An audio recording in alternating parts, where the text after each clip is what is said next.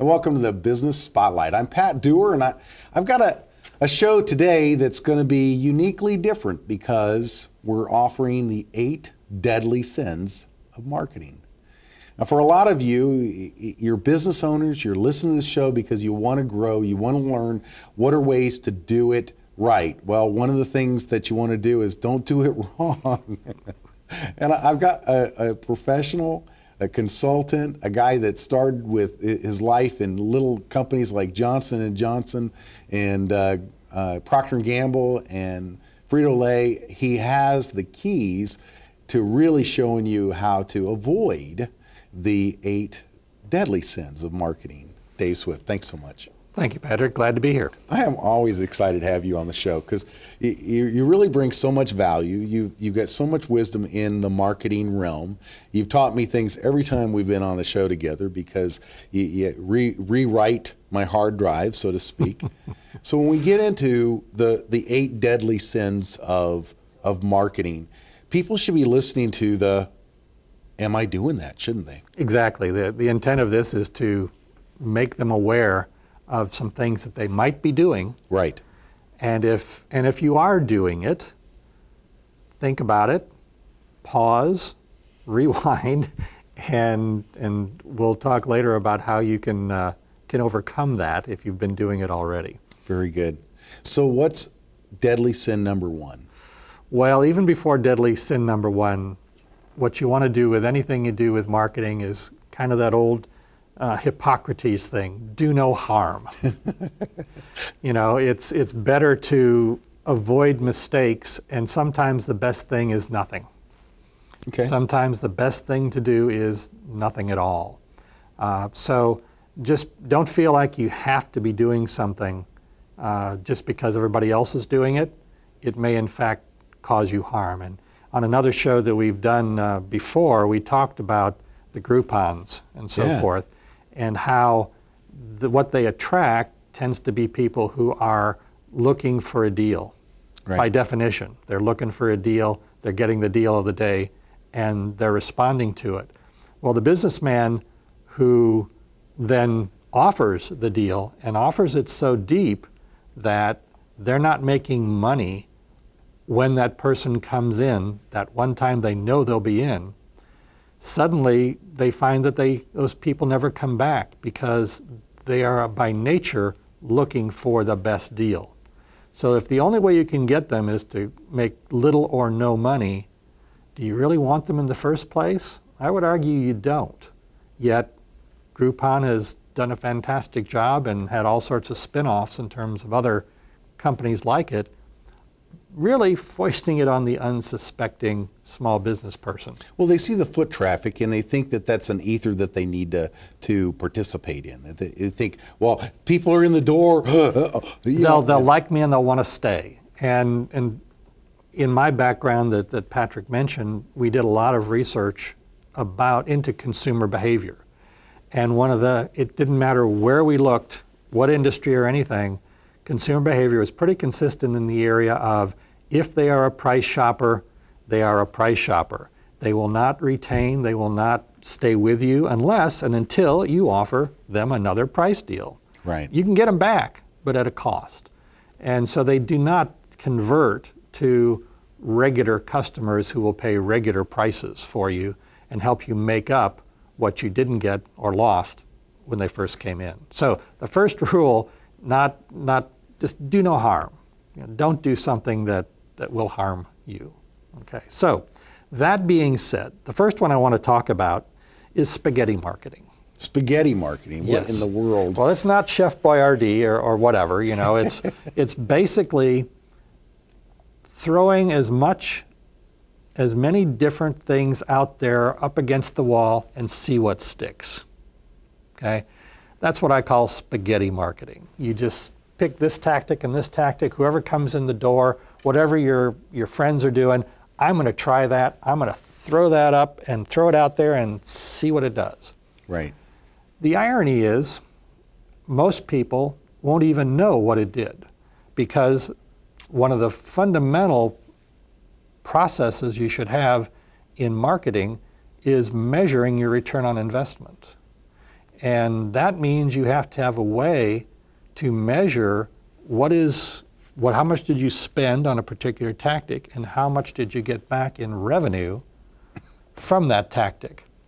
And most people who do spaghetti marketing don't know enough to know that they need to measure it.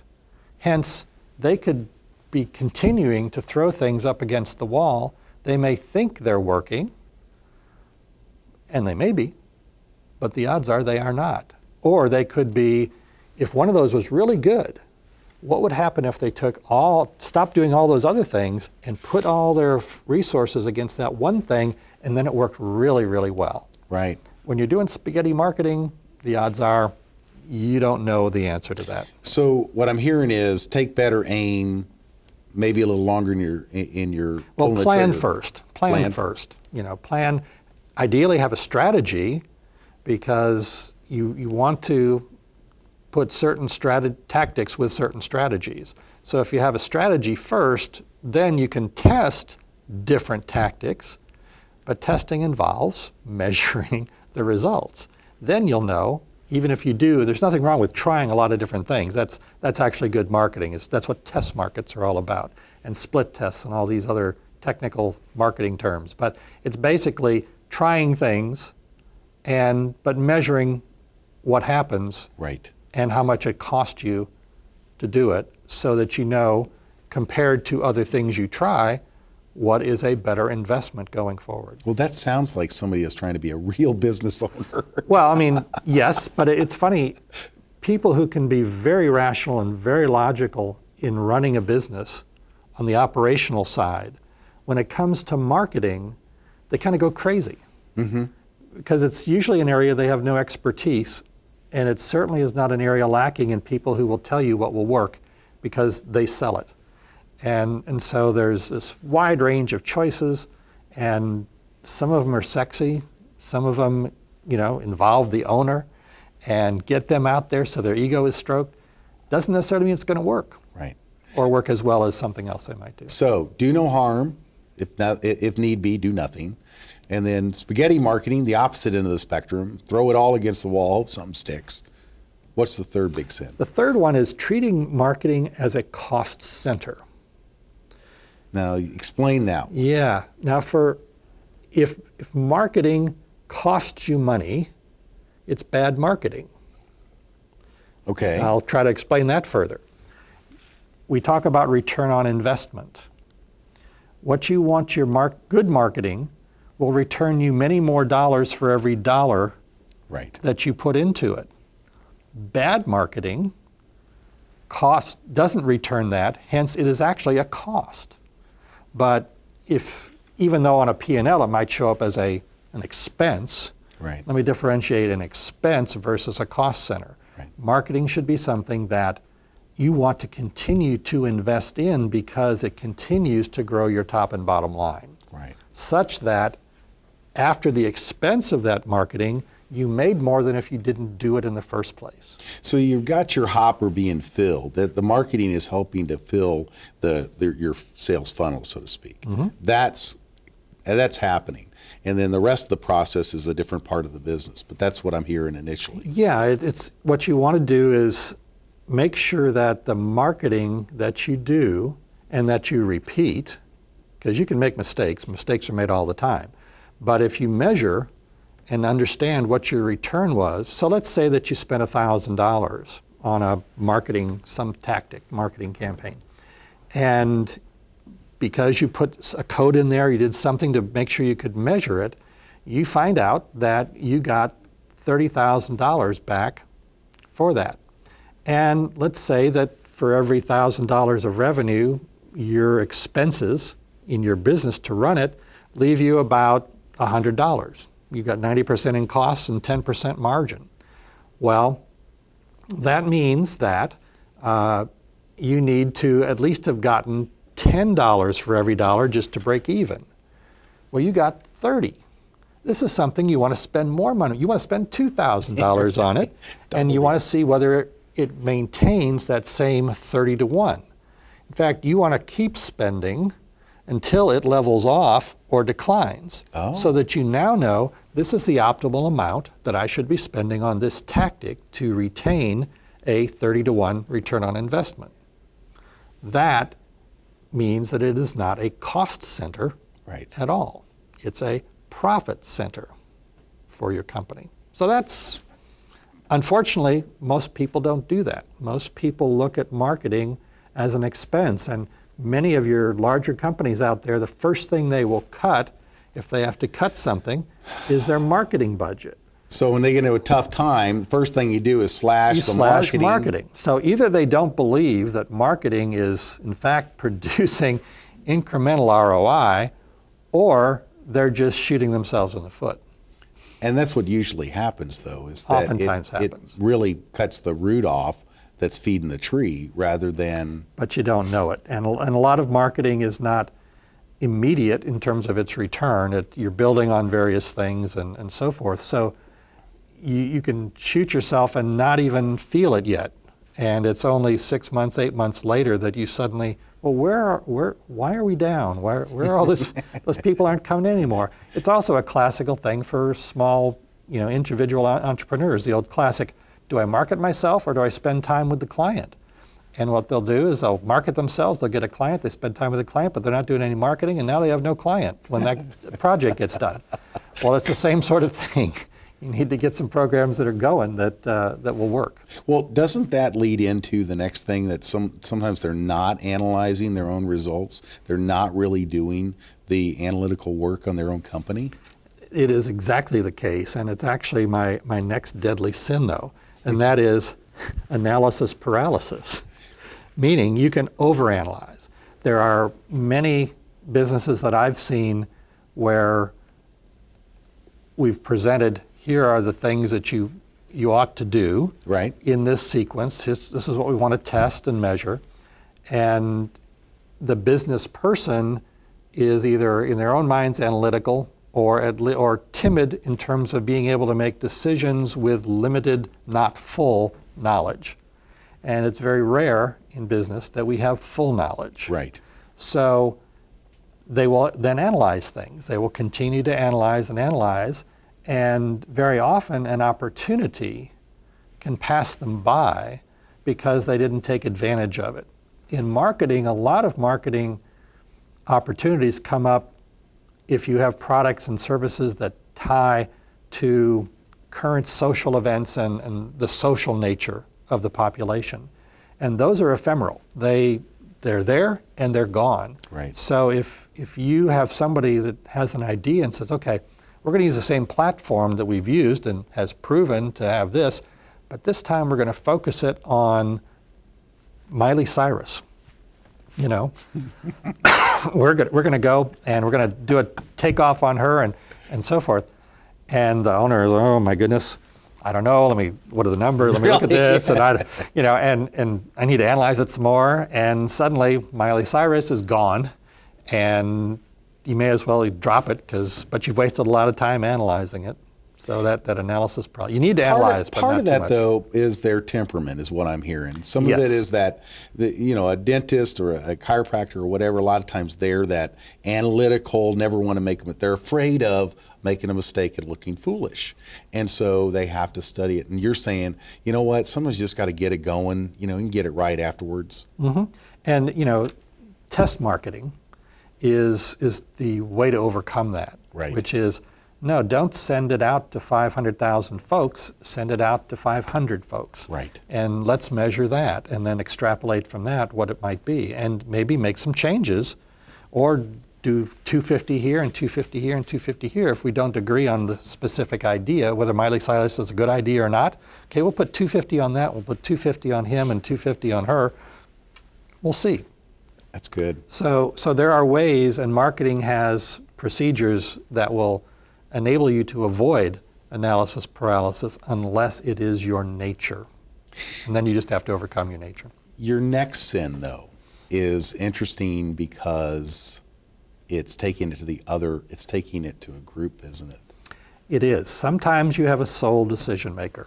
Small company, the owner's it, they can make quick decisions, or as we just talked, they can worry and ponder and let things go. But oftentimes, when you particularly larger and medium-sized companies, and certainly I know from large companies, decisions by committee are the next deadly sin. You know, that to me is like the definition of Hades. It's just like, oh my God, nothing seems to get going. In these situations, everyone who is not a marketing expert tends to have an opinion. Okay, and opinions are great, and very often, if you listen to them, they may be right on. They may have a kernel of something that is correct that you can expand on in another direction. But everybody loves to be a marketer and loves to express their opinion about marketing things. It's just fun. And as a result, group decisions, if you don't have one person as the final, tend to be watered down. It's that old thing where, okay, we're going to try to build this animal, but it's by committee and it ends up being what, an aardvark or something like that. It's one of those things where it's great to ask for opinions. It's great for input, but you don't want to just lay it out there and make it a group thing. Now, if you have a budget and you have objectives and you put the group against that, but you have a person after it's all aggregated who says, okay, I am now the one, kind of like Captain Kirk. Okay, great. I've heard what you said, Scotty. I heard what you said, Kirk. But guess what? I'm the one that makes the decision. We're going to go do this. Right. Actually, I should have said Picard because he was more like that than Kirk was. Sad part is I actually know about both of them. I know. Our age, okay. But yeah, with that comes wisdom, supposedly. Yeah, so, supposedly. hey, we have wisdom. Probably the best thing, if you tend to do decisions by committee, is at least engage someone to create a marketing strategic plan for you, so that if you're going to make group decisions, it's not in a vacuum, but in fact with objectives and some parameters and guidelines that you have to follow, so that you may stray, but maybe you won't stray so far that it becomes totally ineffective. And more importantly, you need to have one person who's held accountable then for execution, and that includes measurement of what goes forward. Well, and it sounds like people you're saying to essentially go into the committee with some sort of backbone and bone structure of what you want to take place, and then let people begin to add in the rest of the story. Is that what you just said? Yeah, that if you have a strategic plan, then you've got some strategies, and so whatever you discuss and come up with should make sure it's part of that.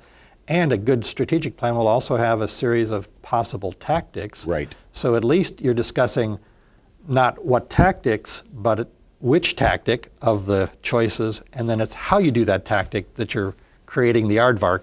It's not going to be that far off the way you want to go if you do it that way. One of the things before we go too far forward is the marketingguru.us is how people should connect to you, right? Correct. Yeah, if you go to marketingguru.us, you can get in contact with me and we can determine what, if any, you have in the way of problems or opportunities that you'd like addressed. And we can have a conversation and go through and determine whether or not we're suited to help you and whether you, in fact, would be a good candidate for us. Now, going on with the deadly sins, we're up to what number now? 6? 6 or 7, something like that. But this next one is one that oftentimes happens mostly in smaller companies. And that's where someone tries to be a do-it-yourselfer. The owner knows they're wearing a lot of hats already, and they, for marketing, decide to go it alone because they've got a cousin who has a video camera, and they've got this and they've got that, and they know that they can get it done just as well, and it doesn't cost as much. Right. Because yeah, it can be done in the garage. It can be done very, very cheaply, and the problem is very often that's where marketing becomes a cost center. Right. Because it won't be effective. But it will be cheap, So marketing seems easy to the average person. Right. Yeah, it does. But getting someone who's never heard of you before and doesn't know you to take action is hard. Right. It really is. It won't save you money to do it yourself. But bad marketing can actually cost you money. Right, because it'll chase them away, won't it? It can chase them away. It can change your image. You know, if you've got an image you're trying to portray and it's anything other than amateur, then the odds are whatever you do is going to make them change any perception they have of you to amateur. And that probably isn't going to make them want to engage you and come to your place of business. So the other thing that happens with this is when people do bad marketing or have bad marketing done for them, what is the next thing out of their mouth when somebody says, oh, we need to do some marketing? What they say is, it doesn't work. No, marketing doesn't work. Right. How many times have I heard marketing doesn't work? And what they should be saying is bad marketing doesn't work. Yeah. Good marketing does work. But if you've only been exposed to bad marketing, your perception is going to be your reality of it did not work, it does not work. And they also think that marketing is expensive when you and I both know that there are lots of tactics that don't spend a dime. Yeah, in fact, you've got a paper out there that I've seen that basically, in fact, did you do a show on it? I don't know if you did a show. Not yet, Okay, but well, you ought to maybe do a I'll show do on it. But basically, that shows folks a number of different ways that they can market themselves for very, very little money. Right. And I would argue that you need to spend a little, have a plan first. Absolutely. Okay. But then, yeah, there are many tactics that can be very inexpensively done, and go from there. Good. So that's one of the next ones. So when we look at next thing is, so you just said, make sure you track your failures. What I just heard. Is that yeah, correct? and that's actually the next sin, is the failure to track what happened is a mistake that can cost you money, because it can make you go do something over and over again that Right. isn't working. That isn't working well enough, either on an absolute basis or compared to how you could be spending the money. So you have an opportunity cost of doing the wrong thing versus something better. And this, again, is something you see very often in smaller companies, because they just don't think of tracking and they don't think of measuring. They're trying to fight fires on all sides, and they're Right. just trying They to become get this out the firefighters, door. and they're Yeah. not really business owners. Yeah. They're working in their business too much. Yeah, so you want to understand what the return on investment is for any tactic, any marketing thing that you do, any marketing program that you do, if for no other reason to determine, is this better than this? Is this better than this? And if I have limited funds, and I don't know a business that doesn't have limited funds, Right. how do I want to allocate those funds? And you typically would want to allocate them to the ones that provide more dollars in return, or more customers who have a lifetime value that's better, or whatever your criteria are. But unless you're measuring what you do, you end up potentially perpetuating schlock. No kidding. Well, one of the things that I really want to encourage people to do is understand that today's show is about the 8 deadly sins. And we've covered 6-ish so far, and they really are telling you, here are the things that if you're doing them, stop that. Yeah, watch out. Go to the marketingguru.us, connect to Dave, and you can fix it. So I need to throw that in there just because, you know, so much of what people do, they just keep perpetuating the sins of their father, so to speak. Let's show the last 2 here and let them connect to you. Well, if you finally get to the point where you have figured out that you need to hire someone to do this for you, Right. and congratulations for getting to that stage, the next deadly sin is hiring the wrong marketing talent. Correct. It's very difficult for anyone who is not a professional marketer to evaluate whether someone who they're interviewing is or will be. It's just difficult. They don't know the questions to ask. Even if they ask the right questions, they don't know if the answers, they have no benchmark to take the answers and compare them to, is that a good answer or a bad answer? It's an answer. Do I feel good about it? Well, yeah, I do. Okay, I'll hire you. You know, but it may not be a good decision. So following their gut there may cost them more than they could imagine. Gut can hurt. Yeah.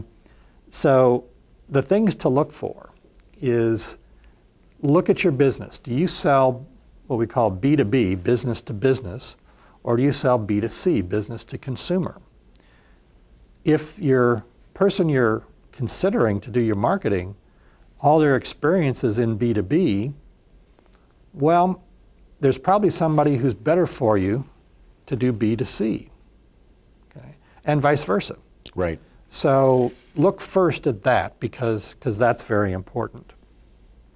The second thing you need to do is get a marketing strategist who either knows B2B or B2C to get you a strategy, a framework first, so that the person you hire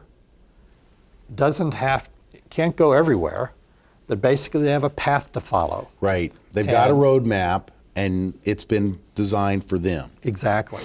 And therefore, you know that now you're really just trying to see who can provide you the best executions, as opposed to taking you off on a tangent that really isn't going to optimize you achieving your objectives. And then one of the last things is being results-oriented, that consultant, versus awards-oriented. And I say that for those who might engage larger marketing companies, advertising agencies, promotion agencies, because there are a lot of awards you can get out there for creative. And something that is award-winning means it is being awarded for its creativity. They never ask, how many people did you convert? How many sales did you get from this? And that's the thing that is very, very important. And lastly, they need to be adaptive to change as your consultant, because situations change. You got to be able to be fleet of foot when you do it.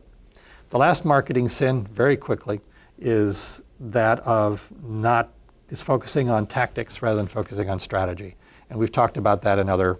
Yeah, and I encourage you guys to check out the other two shows, because we've really covered the tactics versus strategy and really shown some principles of here's what you do, here's what you don't do.